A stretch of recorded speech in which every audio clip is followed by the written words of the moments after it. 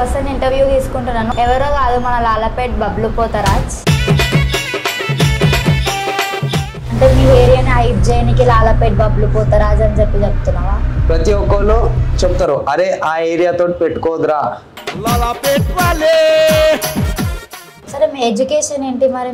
నేను ఎడ్యుకేషన్ అంటే నేను డిగ్రీ సెకండ్ ఇయర్ డిస్కంటిన్యూ. దేనికోసం? మేము వెనకాల కూర్చొని మేము కాలేజ్లో మంది అవుతున్నాం. బబ్లు అన్నకి బ్రేకప్ అయింది అది ఇది అని. ఫస్టా సెకండా థర్డా? లాస్ట్ బ్రేకప్ ఏది? నా లాస్ట్ బ్రేకప్ అంటే థర్డ్ బ్రేకప్. నిన్ను ఆదర్శంగా తీసుకుంటే ఆత్మహత్యలన్నీ అయిపోతాయి. ఆల్రెడీ నీకు 2 బ్రేకప్స్ అయినాయి అంటున్నావు. ఆ బ్రేకప్ తర్వాత కూడా నువ్వు మళ్ళీ ఎందుకు ఒక అమ్మాయిని ట్రస్ట్ చేయాలి అనుకున్నావు? నాకు రీసెంట్గా తెలిసింది ఏంటంటే ఆమె ఆఫీస్లో ఒక పర్సన్ తోటి ఫిజికల్ రిలేషన్షిప్ పెట్టుకుందని చెప్పేసి.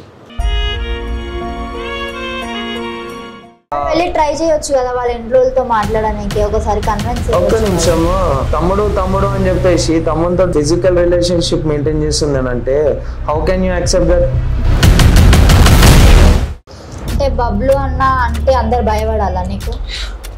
బబ్లు ఆయన గురించి సెల్ఫ్ చెప్పుకుంటాడు, గొప్పలు చెప్పుకుంటూ ఉంటాడు అని అంటున్నారు అందరు. నేను ఒకరికి గొప్ప చెప్పుకున్నాను అని తీసుకొని రా. ఇంట్లో కూర్చొని పైసలు సంపాదిస్తున్నా అంటున్నావు. ఎక్కడి నుంచి వస్తున్నాయి పైసలు? ఇంట్లో కూర్చొని అంటే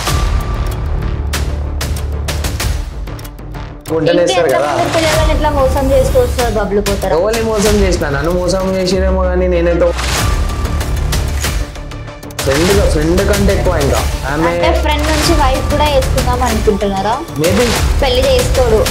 ఒక మాట, పెళ్లి చేసుకోరు అని మీరు ఎట్లా కన్ఫర్మ్ చేశారు?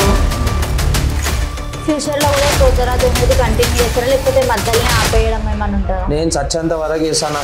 నాకు నా జిగర్ ఉన్నంత వరకు నేనైతే పోతరా ఇస్తాను. బ్లాక్ మ్యాజిక్ కూడా చేస్తాడు బబ్లు.